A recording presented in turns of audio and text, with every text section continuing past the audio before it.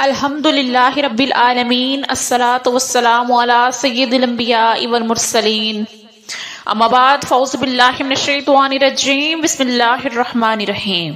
اردو وظیفہ آفیشیل کے معزز ناظرین کو السلام علیکم ورحمۃ اللہ وبرکاتہ۔ آج کا جو ہمارا وظیفہ ہے وہ ایک ایسی رات کا ہے کہ جس کا انتظار لوگوں کو 1 سال تک رہتا ہے، اور یہ رات جو ہے ہمیں 1 سال بعد نصیب ہوتی ہے۔ یعنی کہ یہ کون سی رات ہے؟ یہ رات ہے شب برات۔ یہ ایک ایسی مبارک رات ہے جسے نجات کی رات کہا جاتا ہے، اور اس رات کی جو فضیلت ہے وہ بہت زیادہ فضیلت ہے اس رات کی۔ اور اس رات میں جو ہم عمل کرتے ہیں، جو ہم وظائف کرتے ہیں، اور ہم جتنی بھی اپنے رزق کے لیے دعائیں مانگتے ہیں تو وہ ہماری جو دعائیں ہیں وہ ضرور قبول ہوتی ہیں۔ اللہ تعالیٰ ان دعاؤں کو قبول فرماتا ہے، چاہے ہم وہ رزق کے لیے مانگیں، چاہے ہم وہ اولاد کے لیے مانگیں، یا ہم جس طرح کی بھی دعائیں مانگتے ہیں، اس رات میں ہماری وہ دعائیں قبول ہوتی ہیں۔ اس رات سورج غروب ہوتے ہی اللہ تعالیٰ آسمان و دنیا میں نزول فرماتے ہیں اور اعلان کرتے ہیں کہ ہے کوئی مغفرت مانگنے والا کہ میں اسے بخش دوں، ہے کوئی رزق مانگنے والا کہ میں اسے رزق دوں۔ ایک حدیث کے مطابق اس رات اللہ تعالیٰ قبیلہ بنو قلب کی بکریوں کے بالوں کی تعداد سے بھی زیادہ لوگوں کو جہنم سے آزاد فرماتے ہیں۔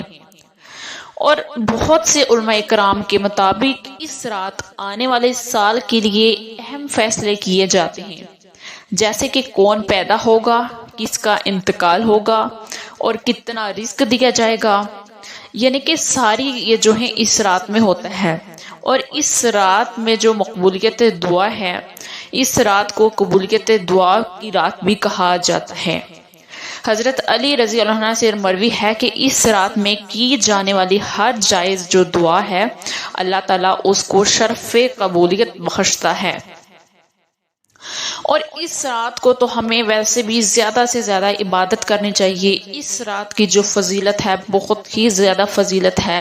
اگر آپ نے اس رات کو گنوا دیا، اگر آپ نے اس رات کو وظائف نہ کیے، اگر اس رات کو آپ نے اللہ تعالیٰ کی عبادت نہ کی، تو آپ ضرور پچھتائیں گے، کیونکہ یہ رات جو ہے ہمیں 1 سال بعد نصیب ہوتی ہے، اور اس رات میں کی جانے والی جو دعا ہے وہ کبھی رات نہیں ہوتی۔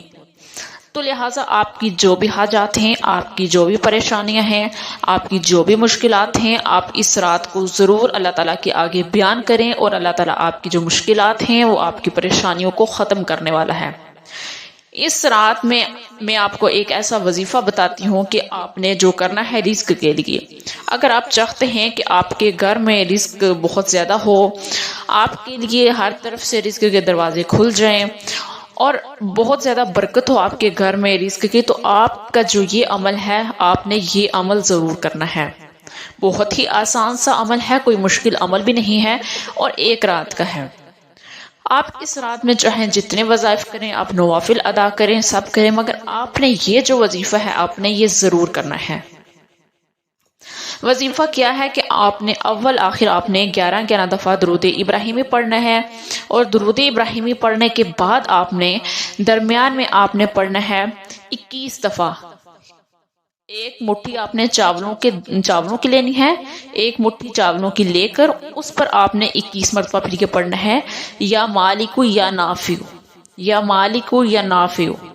آپ نے یہ 21 دفعہ پڑھنا ہے، اول آخر درود شریف پڑھ کر، اور آپ نے ان چاولوں پر وہ آپ نے پھونک دینا ہے۔ یعنی کہ یہ پڑھ کر چاولوں پہ پھونک دینا ہے آپ نے، اور وہ جو مٹھی بھر چاول ہوں گے وہ آپ نے اپنے گھر کی چھت پہ ڈال دینے ہیں، اور جہاں سے وہ پرندے وغیرہ کھا لیں گے چاول۔ اور جب وہ پرندے وغیرہ وہ چاول وغیرہ کھا لیں گے جو بھی آپ نے دم کر کے ڈالے ہوں گے، تو اللہ تعالیٰ اس کے سبب سے اللہ تعالیٰ پھر آپ کو بہت زیادہ رزق سے نوازے گا۔